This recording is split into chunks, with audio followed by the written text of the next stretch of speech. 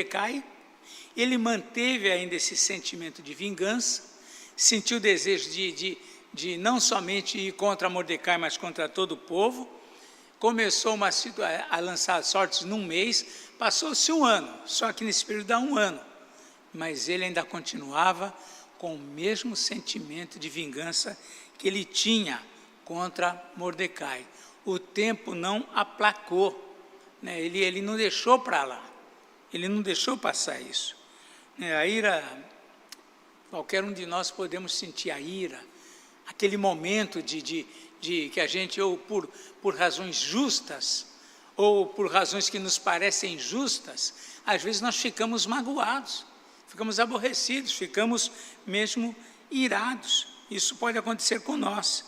Só que isso tem que passar. É interessante, né, que até lá em Efésios, quando diz, não se põe o sol sobre a vossa ira. Às vezes a ira aconteceu de manhã. Tudo bem, você vai passar o dia ainda remoendo, ninguém estala os dedos e desaparece. Mas chega uma hora que isso tem que passar. Só que com Amã não passou. E é interessante que não é só Amã. Tem pessoas que guardam suas indignações, suas mágoas, levam elas para o túmulo. Porque nunca abrem mão da mágoa que sentiu, da raiva que sentiu, da inimizade que alimentou. Pessoas não são diferentes de Ramã, embora a gente possa ler a história de Ramã e falar, nossa, esse cara é cruel, ele quis matar, não só quis matar Mordecai, só porque ele não se curvava diante dele, e quis matar o povo todo. Então, só que nós pensamos que somos melhores. Nós somos tão carne quanto ele. E muitos não retêm suas mágoas a vida inteira e nunca tratam. Tem que passar. Se não passou no dia, que passe no dia seguinte, que passe na semana. Tem que passar. Não podemos ser pessoas que fiquem alimentando mágoas o resto da vida. Nesse período de ressentimento, Ramã idealizou um plano de vingança. Passou muito tempo, muitos meses, provavelmente anos aqui, e ele continuou alimentando esse sentimento de vingança contra Mordecai. Mas para isso, ele entendeu que ele precisava da aprovação do rei, porque a vingança que ele estava planejando era algo muito grande. Ele tinha que contar com a aprovação do rei para ter todo um sistema junto com ele para acabar uma nação. Tinha uma nação ali no meio do povo que era cativo. E ele fez uso de um argumento dúbio e falso, e até se dispôs a premiar a tesouraria do rei, se o rei aprovasse. Está aqui no versículos 8 e 9. Então disse Ramã ao rei Assuero, existe espalhado, disperso entre os povos, em todas as províncias do teu reino, um povo cujas leis são diferentes das leis de todos os povos e que não cumprem as do rei, pelo que não convém ao rei tolerá-lo. Veja só, ele chegou com esse argumento. Tem um povo no meio de todos, o teu povo aqui, porque o reino da Pérsia, assim como Babilônia, eles tinham gente de todos os povos espalhados como cativos no reino. Mas ele falou, mas tem um povo que é diferente de todos os demais, que eles têm leis diferentes. E era o judeu, mais uma vez, aquele ponto que nós chamamos a atenção. Então ele usou desse argumento, o povo que não cumpre a lei. Ora, o rei, quantos anos estava ali vendo rei após rei dentro da dinastia dele, e nunca teve nada contra os judeus, como que não cumpre as leis? Então ele veio com um argumento falso, mas usando a diferença, e aí ele tinha razão, porque o judeu era diferente, era um povo que não se misturava, não era um povo simpático aos demais povos. Então tudo isso atraía contra eles essa antipatia de todos. Então ele usou isso para convencer o rei do que ele queria. Os judeus estavam ali há décadas, seu estilo de vida sempre foi diferente, e se fossem desobedientes o rei saberia. Mas a gente vê aqui uma lição prática aqui nessa situação. A semelhança de Ramã, por vezes as pessoas querem nos usar com o fim de nos posicionar a favor delas e contra os outros. Foi isso que ele foi fazer com o rei. Às vezes nós também somos envolvidos, às vezes amigos. Eu me lembro quando, isso na época de criança, só que os adultos não mudam, isso é interessante, né? Na época de criança, a gente na escola tinha aquela turminha daqui, a turminha de lá, daí, de vez em quando você brigava com da turminha que não era sua, olha, não fala com ele não. Criança é mais direta, adulto é mais sutil. Adulto, ele vai te convencendo e vai fazendo com que aquele que não é amigo dele, você também veja ele como uma pessoa que não é legal. Quantas vezes isso acontece? Eu me lembro da minha família lá, não cristã, quantas dificuldades havia entre as cunhadas, né? Na casa de meu pai a maioria eram homens, entre as cunhadas, quanto problema entre elas, e às vezes se uma vivia, digamos assim, conchavo com uma, mas as duas eram contra aquela, e assim por diante, sempre cultivando em vez de construir pontes, construindo muros. Essa é a ideia. E muitas sociedades, muitos grupos agem assim. Dentro, às vezes, da igreja acontece isso.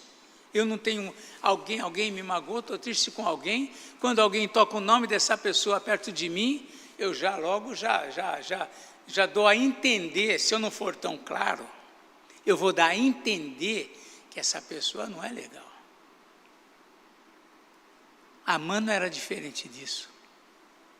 Ainda que a intenção dele fosse muito mais grave, mas ele não era diferente disso. Então as pessoas usam argumentos às vezes duvidosos ou justos aos seus olhos para nos cativar para o lado delas e ser contra os outros. Em casos assim nós precisamos agir com nobreza e não nos deixar envolver só porque é um amigo que está Ele pode ser meu amigo, mas isso não quer dizer que eu tenha que ser inimigo do inimigo dele.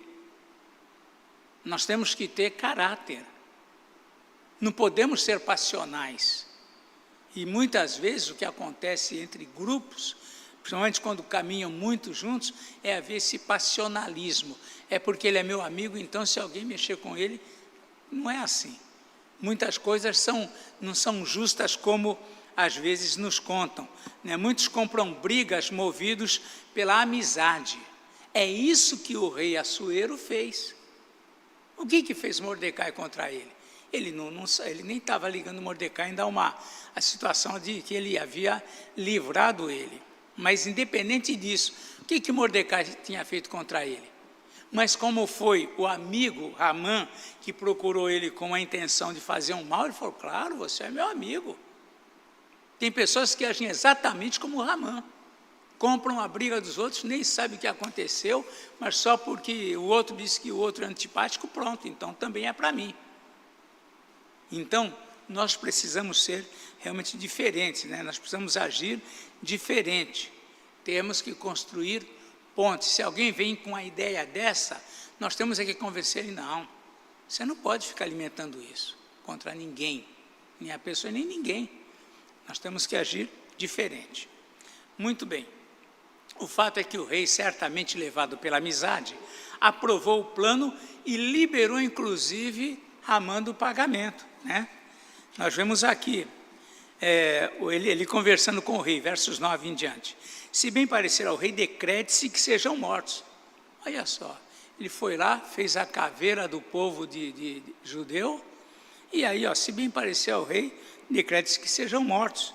E nas próprias mãos dos que executarem a obra, eu pesarei 10.000 talentos de prata para que entrem nos tesouros do rei. Ele não falou para o rei, olha rei, sabe por que eu estou fazendo isso? Porque tem um aí que não se curva diante de mim, ele não fala nada. Porque esse argumento seria um argumento fraco. Ele tinha que forjar, ele tinha que idealizar alguma coisa maior para convencer o rei a matar esse povo. E ele diz, olha, se bem pareceu ao rei, decrete que sejam mortos, e nas próprias mãos dos que executarem a obra, eu pesarei 10.000 talentos de prata. Era uma fortuna, para que entrem nos tesouros do rei. Ainda prometeu um presente. Então o rei tirou da mão o seu anel, deu a Ramã, filho de Hamedata, Agagita, adversário dos judeus, e disse-lhe: essa prata seja tua, como também esse povo, para fazeres dele o que melhor for do teu agrado. Acabou. O anel era para, com o anel é onde ele selava. Como que selava, né? Eles derretiam a cera, enquanto o quente colocava o anel e tirava, ficava gravado na cera, selando algum documento, o símbolo do rei. Era isso. Então, toma o meu anel, faz o que você bem entender. Isso por conta dessa amizade.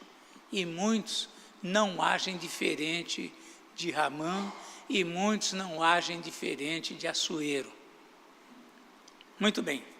Rapidamente, mais ou menos 13 dias, se deu o início do plano. Depois que ele entrou com essa ideia, 13 dias começou o trabalho contra os judeus. Verso 12, chamaram, pois, os secretários do rei, no dia 13 do primeiro mês, e segundo ordenou Ramã, tudo se escreveu aos sátrapas do rei, aos governadores de todas as províncias e aos príncipes de cada povo, a cada província no seu próprio modo de escrever, e cada povo na sua própria língua. Em nome do rei Assuero se escreveu, e com o anel do rei se selou. Enviaram-se as cartas por intermédio dos correios a todas as províncias do rei, para que se destruíssem, matassem e aniquilassem de vez todos os judeus, moços, velhos, crianças e mulheres, em um só dia, no dia 13 do 10º mês, que é o mês de Adar, que lhes saqueassem os bens. Ou seja, ele deu aqui o início em tudo. Vejam só que saiu tudo isso no dia 13 do primeiro mês. O problema, a revolta contra os judeus ia acontecer, tudo planejado, lá no 12º mês. Então, veja só, a mágoa dele não passava com o tempo. Às vezes a gente fica magoado, às vezes é até justo ou não, na maioria das vezes injustamente, e não deixamos passar, alimentamos aquilo. Amã fez isso. Mais um ano se passou, mas tinha uma data marcada, né? Aqui, como ele diz aqui, no dia 13 do 10º mês. É por isso que o judeu também tem alguma coisa contra o número 13, vem dessa ideia, né? Que é o mês de Adar, e que eles saqueassem os bens. Além de matar todos os judeus, muita gente era antipática a eles, ainda podia saquear-lhes todos os bens.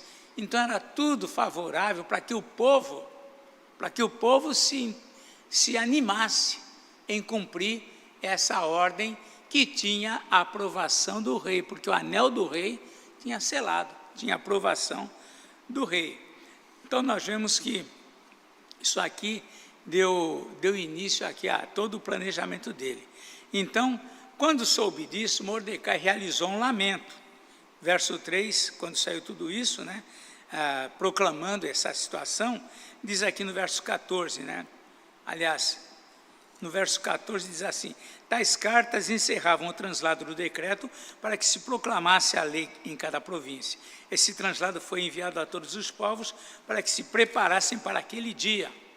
Os correios, pois, impelidos pela ordem do rei, partiram incontinenti, ou seja, com toda a força, com toda a disposição. A lei se proclamou, né?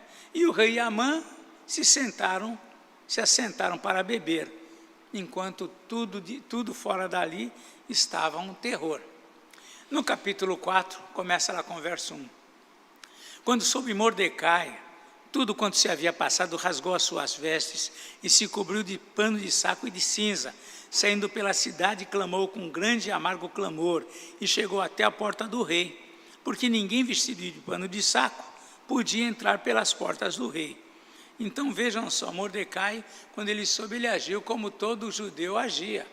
Como que o judeu manifestava sua dor, sua tristeza, sua angústia em tempos de desgraça, de desastres. Ele se vestia, ele tirava a sua roupa comum, se vestia de pano de saco em atitude de humilhação, jogava pó sobre a cabeça e ele saiu pela cidade clamando, né, tornando público aquele clamor que ele tinha, aquela situação.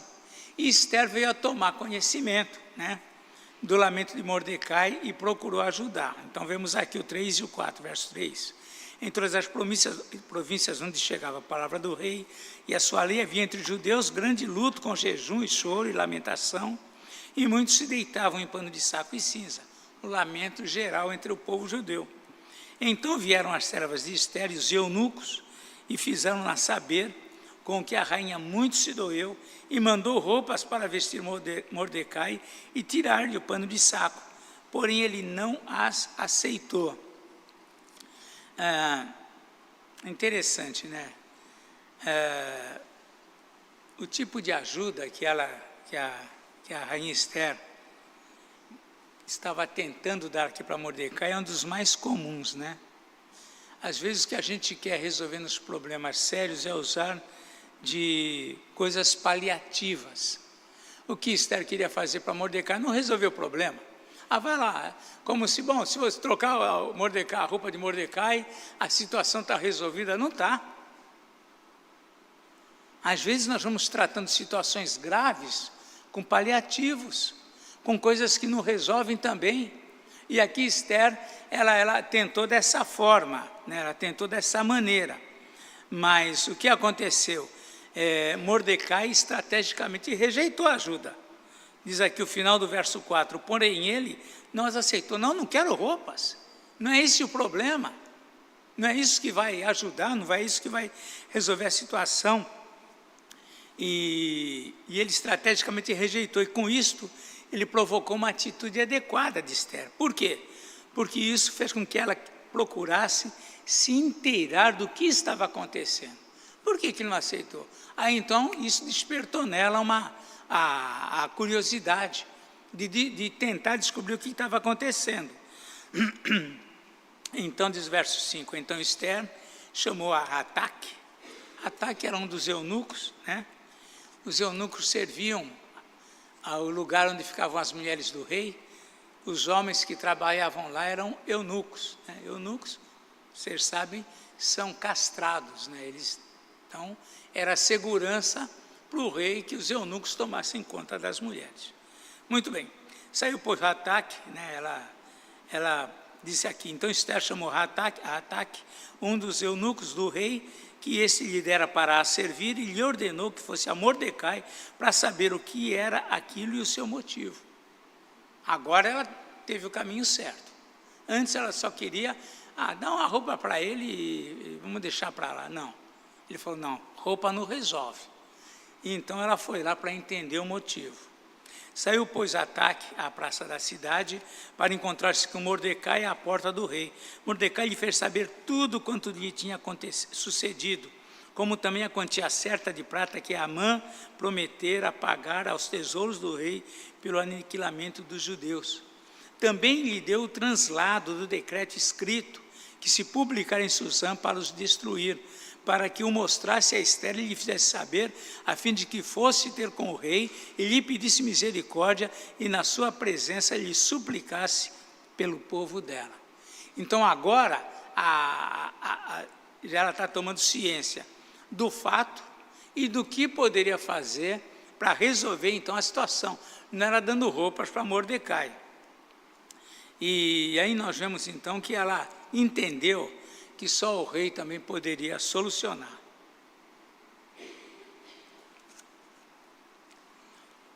E ela foi lá então, tomou conhecimento, né? E ela foi lá, o Mordecai dizendo, você tem que entrar na sua presença e pedir que suplique pelo povo dela.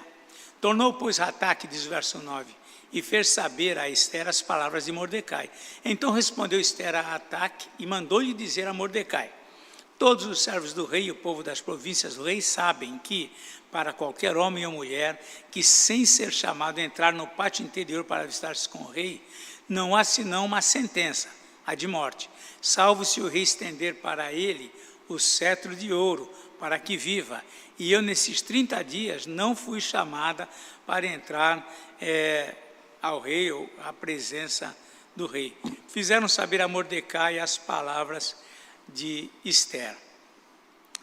Então, primeiramente, nós vemos que não há como ajudar, ela não tinha como ajudar, sem saber o problema real que estava acontecendo, né? Isso se aplica a tudo na vida da gente. Para a gente resolver um problema, a gente tem que entender qual é o problema. É que nem, né, mesmo alguém que se acidenta numa rua e cai ali no asfalto, você não deve chegar ali e tentar fazer alguma coisa, porque você tem que entender o que aconteceu, o que está acontecendo com ele. Hemorragia, pode ter uma hemorragia interna, muitas coisas. Então, tem coisas que não dá para a gente ajudar sem entender. Você vê alguém com problema familiar, como que você vai ajudar? Você tem que entender o que está acontecendo. Como que é o lado dele? Como que é o lado dela? Como que são o que aconteceu? Você precisa entender as situações para você poder ajudar. Quando alguém precisa de um auxílio psicológico, está com problemas emocionais, vai lá no psicólogo, tem que contar a vida, tem que contar para quê? Para ele entender. Assim também nessa situação que Mordecai estava vivendo, né? E às vezes isso pode explicar, por vezes, nós não conseguimos ajudar as pessoas, porque nem sempre as pessoas passam as informações adequadas. Talvez lá para um psicólogo que é mais neutro, né? Então a pessoa conta tudo da situação. Mas quando as pessoas vêm procurar uma ajuda da gente, elas contam o que da situação? O lado delas, a visão delas. Quem está ouvindo nem sempre tem uma noção do todo que aconteceu.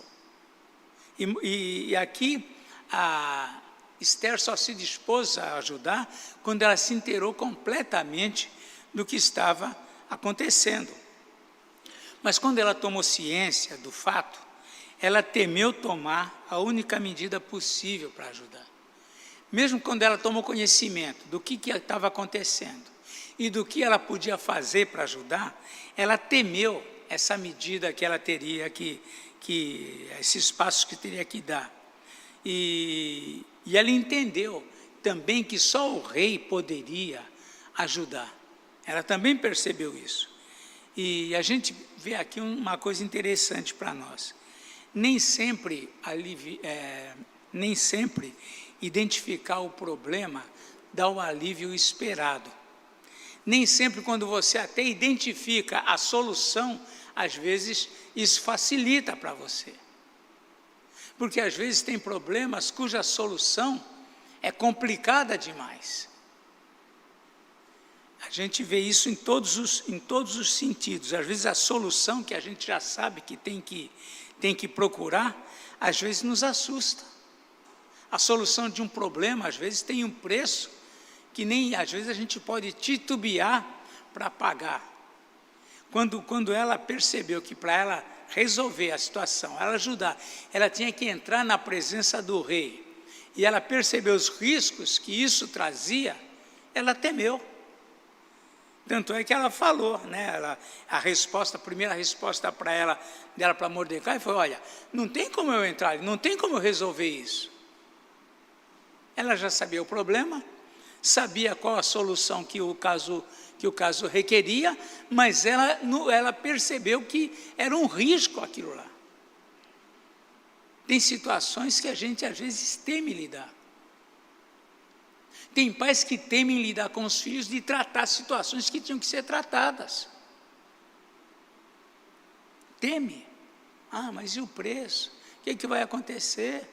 Às vezes, na vida da gente, na vida de um cristão, às vezes você chega para um jovem: olha, essa amizade que você tem não é boa para você. Puxa, mas é muito meu amigo, é muito minha amiga. Pois é, mas olha o que isso está causando na sua vida. Tem um preço? A solução é essa. Mas e o preço?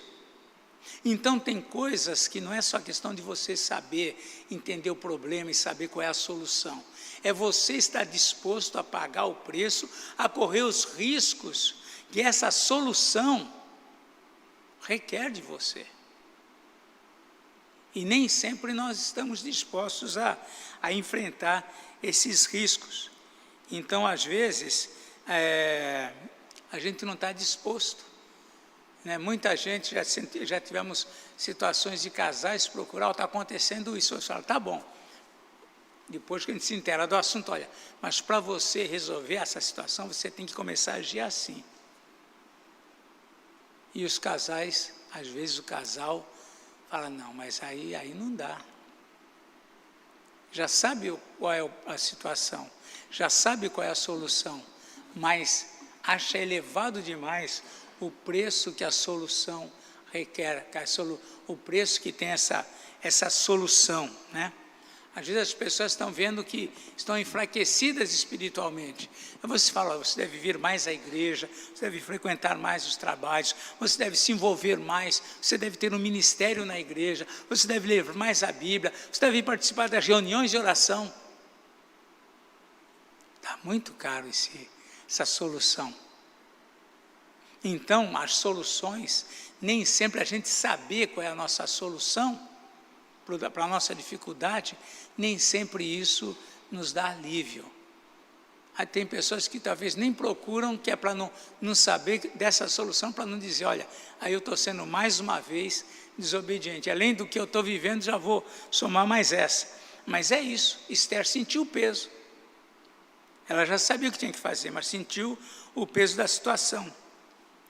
Mas veja aqui, conforme os versos 10 e 11, mesmo ciente do problema e da solução, e sabendo também dos riscos, ela decidiu enfrentar, né? Então vimos aqui do verso 3 em diante. Então lhes disse Mordecai, que respondesse a Esther. Ela levaram a resposta para ele, Esther falou que vai ser muito difícil, porque ela vai correr risco de vida. Aí Mordecai vem, e aí ele faz aquilo que a gente tem falado, confronta, né? Então lhes disse Mordecai, que respondeu, vai lá e diz para Esther o seguinte, primeiro, não imagines que por estares na casa do rei, só tu escaparás entre os judeus. Fica sabendo disso. Você não quer se arriscar para tomar uma solução, mas isso vai atingir você também. Você também está correndo outro risco. Segundo ponto, porque se de todo te calares, agora de outra parte se levantará para os judeus socorro e livramento, mas tu e a casa de teu pai perecereis, e quem sabe se para essa conjuntura, ou para conjuntura como esta, é que fosse elevada a rainha. Primeiro ponto, Mordecai falou para ela pensar em duas coisas e não pensar em uma. Duas coisas que ela devia pensar, né? Ela devia não pensar. Primeiro, que ela estava imune. Não pensa nisso. Não pensa que você está imune. Às vezes, essa é a razão para a gente não se envolver em muitas coisas. Isso aí não vai me atingir. Às vezes nós pensamos nisso. O pessoal está falando aí como é que é aí da conferência do clima aí. Que besteira. Tem gente que abre a torneira lá e deixa, enquanto ele está escovando o dente, a torneira está lá, rolando água.